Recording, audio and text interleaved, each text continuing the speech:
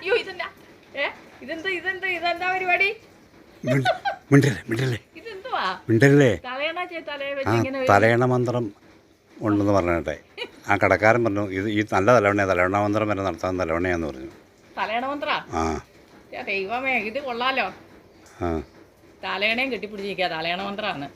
തലയണ മന്ത്രം എന്ന് പറഞ്ഞാൽ എന്നാന്ന് വല്ലതും? തലയണ മന്ത്രം എന്ന് വെച്ചാൽ ഈ തലകണയൊക്കെ ഉണ്ടല്ലോ. ഇപ്പം ബിസടിക്കുന്ന കുടയില്ലേ, ബിസടിക്കുന്ന കുട, അങ്ങനെ ഓരോ പോകുന്ന ഓരോ കാര്യങ്ങളൊക്കെ പറയുന്ന സംഭവം ഉണ്ടല്ലോ. അതുപോലെ ഈ തലവണ്ണ മന്ത്രം ജപിക്കുന്ന തന്നെ അങ്ങനെ ചിലരുടെ സ്വഭാവം വരെ മാറിപ്പോകുന്നു. തലവണ്ണ മന്ത്രം കൊണ്ട് മാറിപ്പോയി. നിങ്ങൾ ഈ പറയുന്ന തലയണ മന്ത്രം അതെ ഇപ്പൊ വീട്ടിലൊരാൾ കണ്ടോ, ആ പൂച്ചയുടെ കാര്യം ഓർത്തുള്ളൂ. പൂച്ച വന്നു കണ്ടോ? പൂച്ച വന്നു.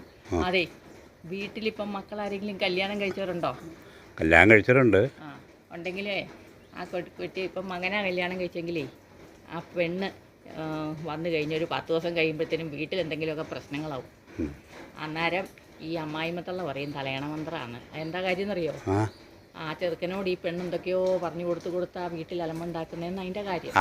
അതിനാണ് തലയണ മന്ത്രം എന്ന് പറയുന്നത്. തലവണ്ണ എന്തോ മന്ത്രം പറയും ചെവിയിലോട്ട്.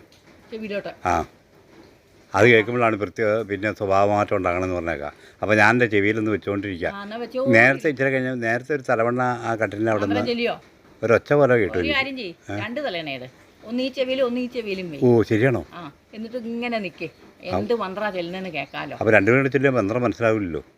അത് രണ്ടും കൂടെ ഒന്നിച്ച് ചെല്ലൂല, രണ്ടും രണ്ടായിട്ടേ ചെല്ലുള്ളൂ. ഒന്ന് വെച്ച് നോക്ക്. അപ്പോൾ 2 തലവണ്ണ വേണം അല്ലേ? 2 തലയണ വേണം. അവിടെ ഇവിടെ ഒന്ന് ഇവിടെ ഒന്ന് 2 തലവണ്ണ. ഓ ഞാൻ ഓർത്ത് ഒരെണ്ണം മതിയായിരിക്കും. ഓ